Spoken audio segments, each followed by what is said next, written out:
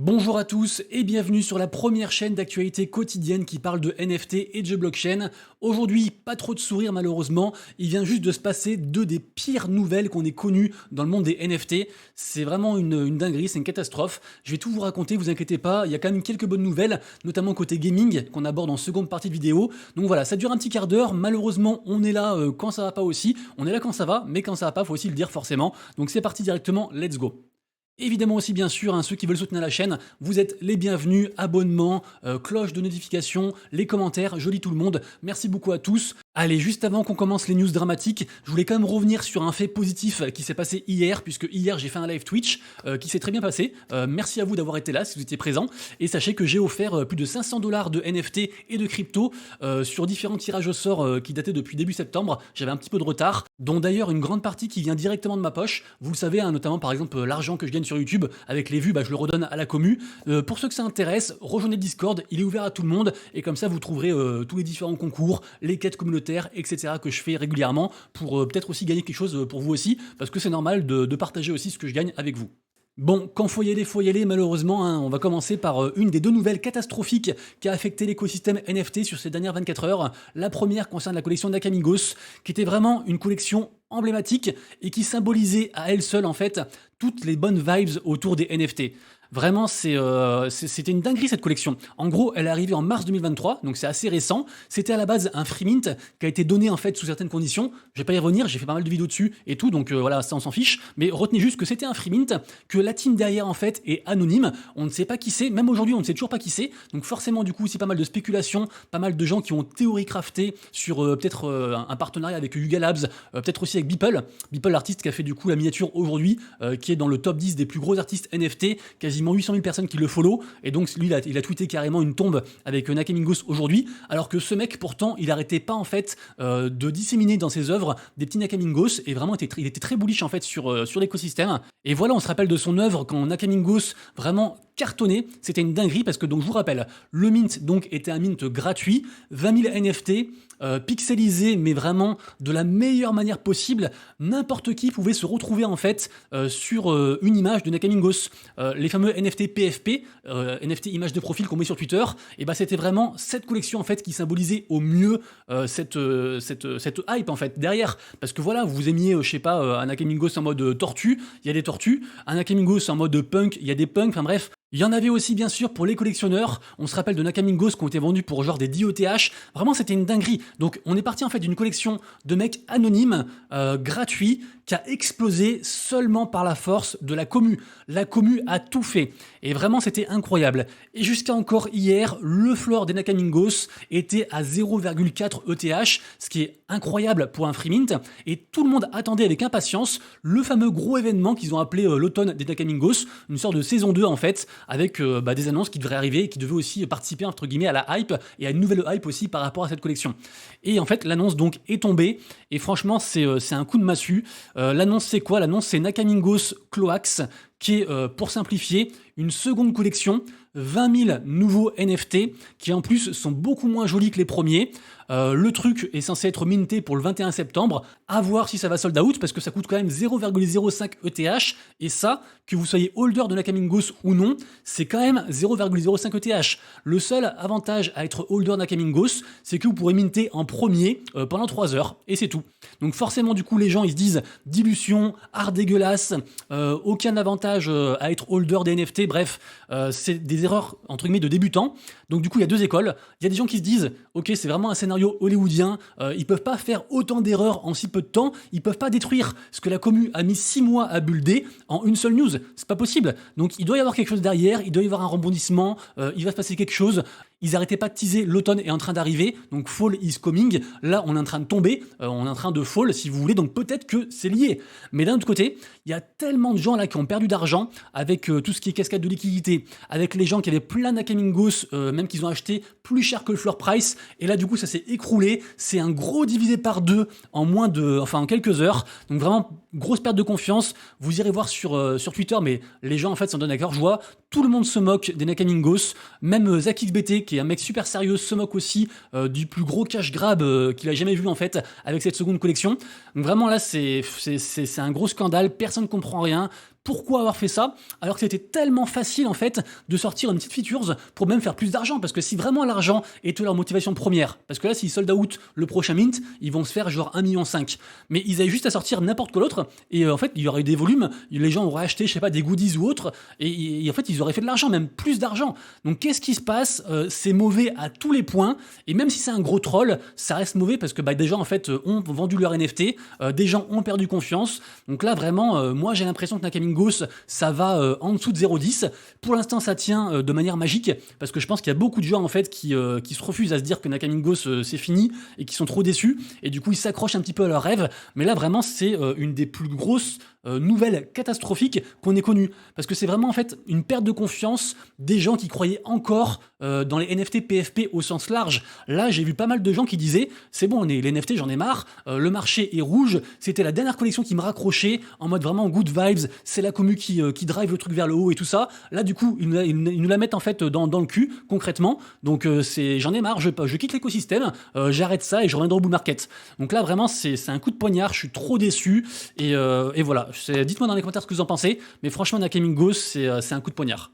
Bon, arrivé à ce stade, je vais faire une petite pause avant de parler de la prochaine nouvelle, parce qu'en fait la prochaine nouvelle, elle est encore plus grosse, et non seulement elle va affecter l'écosystème des NFT PFP, mais pas que, aussi au niveau gaming, à tout ce que vous voulez, et c'est vraiment la merde. Donc petite pause, on reprend son souffle, on en profite pour faire un petit tour sur le partenaire de la vidéo, partenaire de la chaîne, en la personne de Crypto News, en le projet Crypto News, un site d'actu gratuit, dispo en français, avec des actus crypto, NFT tous les jours, également aussi sur le marché traditionnel, des nouveaux projets qui se mintent, qui se lancent, des pré-sales, des ICO, des IDO, des guides, des comparatifs de brokers, d'exchanges, etc. Allez voir vraiment, merci beaucoup à eux qui soutiennent la chaîne depuis déjà un petit moment. J'espère qu'on fera un bon bout de chemin ensemble. Et voilà, donc vraiment faites un petit tour dessus. Vous aurez tous les liens en description. Et malheureusement, il est temps de commencer la deuxième mauvaise nouvelle. Et en fait, ça concerne à la base la collection Stoner Cats. La collection Stoner Cats, franchement, c'était une belle collection qui est apparue en juillet 2021. Et j'ai oublié de vous dire un truc. Attendez, juste 2 secondes. Nakamingos. Vraiment, je l'ai là, Nakamingos. Regardez ça, je vous ai pas dit, hein, mais regardez-moi ça. Quasiment 42 000 ETH de volume. Et la team a pris 5% de tout ça. Alors en vrai, oui, il y a des gens qui tradent sur Blur, donc c'est moins que ça. Mais même si on divise par 2 ou par 3, ils ont pris des millions et ils nous font un coup comme ça. Franchement, c'est inadmissible. Bref, on retourne sur Stoner Cat, donc collection d'il y a 2 ans, qui a été lancée par 2 stars, par Mila Kunis et puis Ashton Kutcher. Et le truc, en fait, c'était assez sympa. C'était qu'ils proposaient, en fait, de faire une mini-série pour les holders des NFT. Donc d'ailleurs, les séries sont toujours disponibles. Elles sont sorties, elles ont été délivrées. Il y a 6 épisodes. C'est donc des chats avec, d'ailleurs, des voix, en fait, de gens célèbres. Notamment, on a Vitaly Buterin qui fait un chat, en fait, dans le truc, le cofondateur d'Ethereum. Donc vraiment, c'était un bon projet. Ils ont levé des fonds avec la commu. Les gens étaient contents. Ils ont délivré. Si on est encore holder, on peut du coup regarder les épisodes en connectant son wallet. Sinon, en vrai, je pense qu'ils sont dispo sur YouTube ou ailleurs. Vous avez moyen de retrouver tout ça. Bref, du coup, Stoner Cats, depuis, il se passe plus grand chose. Et là, qu'est-ce qui se passe? On apprend que la SEC, donc l'organisme de régulation financière américaine, impose en fait de rendre les 8 millions que le projet a levé avec la vente des NFT, et en plus de payer aussi une amende de 1 million de dollars. Et en plus de ça, de détruire aussi tous leurs NFT qu'ils ont à l'heure actuelle. Tout ça pourquoi? Parce que en gros, ils disent que les NFT sont des securities et que donc en fait c'est un petit peu genre en mode acheter ces NFT et il y aura une promesse de gain derrière. Alors que pour le coup, pas du tout, mais vraiment pas du tout. Pour le coup, là, ils ont rien promis derrière en tant que retour sur investissement. Ils ont juste dit il y aura une série. La série a été produite. Donc, qu'est-ce qui se passe? Est-ce que c'est parce que justement, c'est des stars qui sont derrière le projet et que c'est un projet qui rayonne un petit peu aussi sur pas mal d'autres personnes?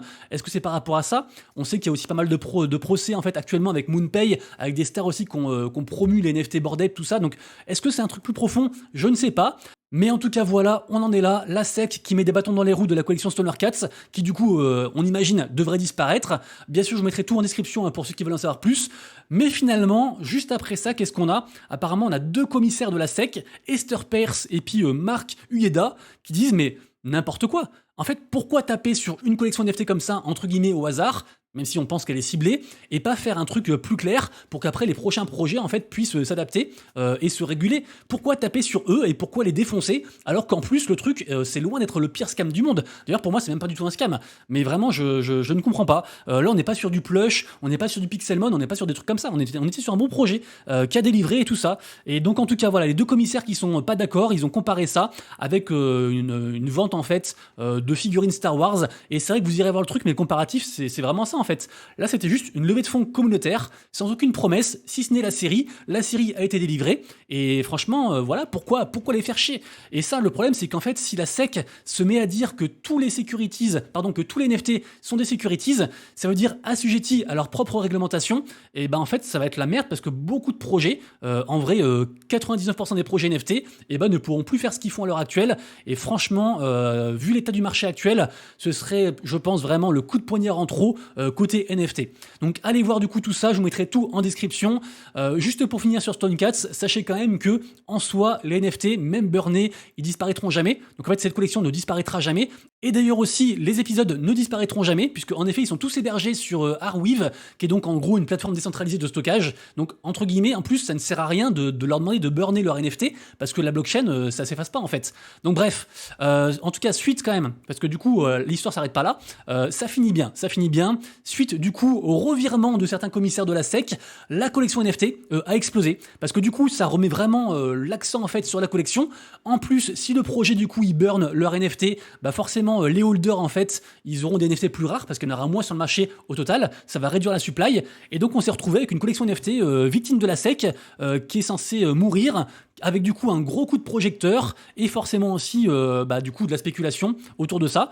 Et donc là je crois qu'on a fait quasiment un x2 là en espace de 24 heures, un truc comme ça. Voilà, le 11 septembre on était environ à 0,03 et là on est à 0,07. Donc finalement la SEC, qui voulait complètement défoncer ce projet, a eu exactement l'inverse de ce qu'elle escomptait. Mis à part pour l'amende de 1 million de dollars que le projet StonerCat a accepté de payer. Et petite précision aussi quand même, pourquoi aussi les NFT augmentent, j'ai oublié de le dire, c'est que du coup, a priori, la SEC demande aussi en fait au projet de rembourser les investisseurs. Donc peut-être que du coup, les holders des NFT vont recevoir aussi une partie en Ethereum, on verra ça. Pour finir, même si l'histoire à court terme finit bien pour le projet StonerCat, ça n'empêche que le spectre de la régulation en mode tous les NFT sont des securities plane sur tout le marché. Donc vraiment ça fait flipper. Et par exemple, on a le gros projet en fait qui s'appelle, je vous montre ça directement ici, le gros projet gaming qui s'appelle Shrapnel, qui est un projet gaming d'ampleur que je kiffe vraiment de fou. Et ben en fait qui a dit que en fait les gens, les joueurs ne pourront pas retirer de l'argent du projet. Voilà, tout simplement à cause de la SEC.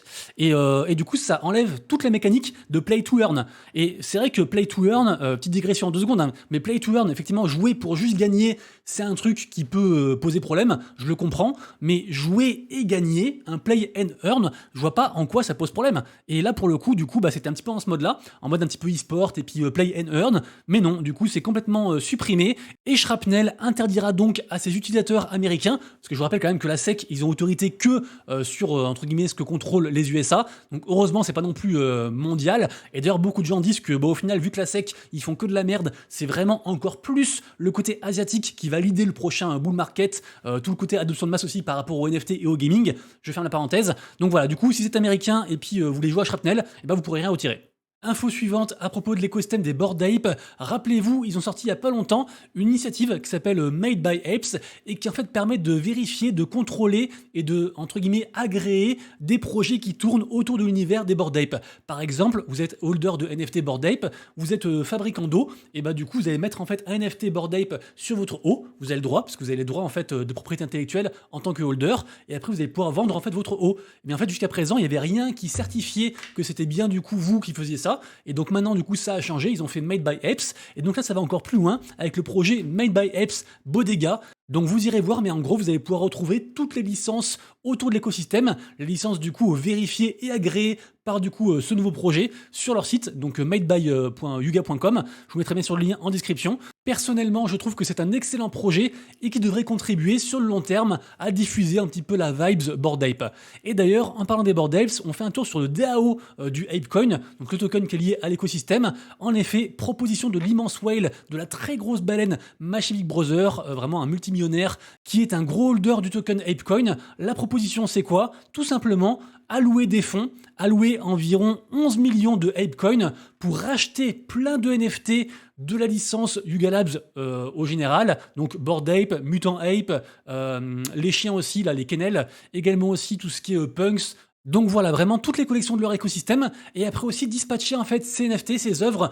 dans différents musées et entre guillemets promouvoir l'écosystème en fait à travers le monde. Cette proposition sera donc soumise dès demain à un vote de la commu, puisque c'est une DAO, c'est les gens, c'est les holders du token qui votent, et autant vous dire que s'ils votent pour ça, le cours du Apecoin pourrait beaucoup baisser, mais par contre, le cours des NFT de l'écosystème Yuga Labs pourrait fortement augmenter. Donc vraiment, c'est un truc à suivre attentivement. La date de fin du vote, c'est le 21 septembre. Deuxième partie de la vidéo, la partie blockchain gaming. N'oubliez pas d'ailleurs le pouce en l'air si vous kiffez la vidéo. Aujourd'hui, le gros événement de la journée, c'est bien sûr la sortie du jeu Wake League, qui est donc le jeu des studios N-Way, qui ont été rachetés par Animoca Brands, un projet qui a été fait en partenariat avec Yuga Labs pour la première saison. C'est donc un jeu de combat avec un gros aspect customisation. Dès aujourd'hui, 15h, le jeu sera disponible. On va également aussi pouvoir ouvrir nos box, nos NFT, avec à l'intérieur différentes parties de mecha, construire nos propres mechas. En tout cas, pour le moment, au niveau floor price, c'est pas joyeux. Après, il y a différentes raretés. Je crois que la rareté la plus rare, c'est les Yuga Box, et ça coûte environ 0,7 ETH. Donc, il y en a un peu pour tous les goûts. Renseignez-vous, testez tout ça. Je pense que c'est un projet qui a de l'avenir. Également aussi aujourd'hui, vous ne pourrez pas passer à côté de ce projet Sugarton, les NFT Horace. Ça a été un succès franc et massif. C'était donc un free mint. Pour l'instant, il y a 6000 NFT. 4000 pour la team qui sont pas encore du coup release, mais voilà, pour l'instant 6000 NFT, free mint, floor price actuel à 0,18 ETH, on est monté à 0,22, incroyable en paire de bear market, c'est assez fou. Je vous rappelle quand même que Sugarton, c'est le projet du studio Zynga qu'on fait Farmville, qui a été racheté d'ailleurs par Tech2, ceux qui font GTA, donc forcément du coup il y a beaucoup d'attentes, on devrait avoir pas mal de nouvelles dès aujourd'hui. Pour l'instant, c'est vraiment très spéculatif, donc bien sûr, faites attention à vous. C'est peut-être trop haut pour acheter, mais en tout cas, il faut au moins surveiller ce projet parce que pour l'instant, c'est vraiment une immense victoire. Également aussi, je voulais vous parler du projet Gods Unchained, qui est donc un des plus gros TCG, un des plus gros jeux de cartes sur la blockchain, qui marche toujours très très bien. Ça se passe sur Immutable X, le layer 2 sur Ethereum.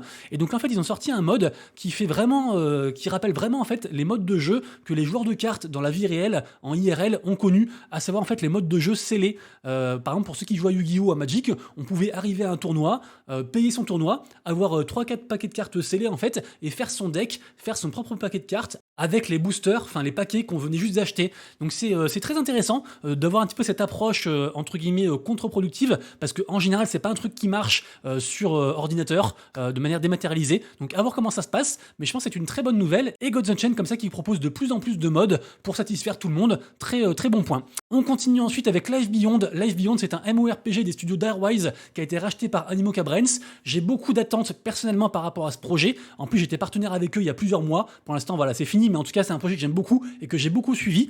Là, du coup, ils ont teasé un petit truc avec le logo que tout le monde associe en fait à la blockchain Bitcoin. Et effectivement, du coup, communiqué de presse de la part de Animoca Brands. Les studios Darewise et donc leur jeu Life Beyond arrivent donc sur Bitcoin avec un partenariat avec Horizon Labs, qui était à la base ceux qui conseillaient, si vous voulez, les gens pour le token Apecoin. Donc ils font du coup tous ensemble un truc, à savoir en fait un écosystème métaverse sur Bitcoin avec leur propre token. Donc c'est une news très bullish. Je suis d'ailleurs assez étonné que les NFT en fait associés au projet Life Beyond n'ont pas plus pump que ça. Après, il n'y aura pas forcément peut-être davantage à holder des NFT Life Beyond, mais en tout cas la promesse est assez grande, donc je pense que c'est un truc à surveiller. Rapidement ensuite, le projet The Grapes, également aussi backé par Animoca Brands, nous refait un petit teasing avec son token. Pour l'instant, ça se passe très très bien pour ce projet qui est un projet gaming sur mobile pour casu, avec genre des Tetris, pas mal de choses, des puzzles, etc. Les NFT sont genre à 0,5 ETH, ça marche très très bien, toujours un projet bien sûr à surveiller. Nous passons ensuite à la blockchain Oasis, donc une grosse blockchain spéciale gaming dans laquelle beaucoup de gros acteurs du monde du Web 2 ont investi, par exemple Square Enix, Come To Us, Sega, Bandai, etc. C'est très early, c'est vraiment un projet très long terme. En tout cas, moi j'y crois, mais après à voir ce qui va se passer. En tout cas, ça fait plaisir parce que là, du coup, ils ont lancé leur propre portefeuille Web3, donc avec un partenariat du coup avec Lootverse apparemment. Et donc il y a deux choses, c'est à la fois un portefeuille, enfin un wallet, et c'est à la fois aussi une sorte un petit peu de passeport digital qui va un petit peu refléter aussi notre identité digitale au sein de l'écosystème. Pour l'instant, le wallet est en version alpha et il a été implanté dans le seul jeu qui marche sur du coup Oasis, à savoir Brave, Frontier et Rose, de la célèbre licence entre guillemets. Donc ça peut être un truc intéressant, notamment si un jour, en utilisant le wallet, on pourrait bénéficier d'un airdrop. Ça bien sûr c'est simple spéculation de ma part, mais on sait jamais. Et pour terminer la vidéo, comme d'habitude, on termine par la partie marché NFT surveillé et MT du jour. Et vu l'ampleur du désastre, la fin de la vidéo sera silencieuse.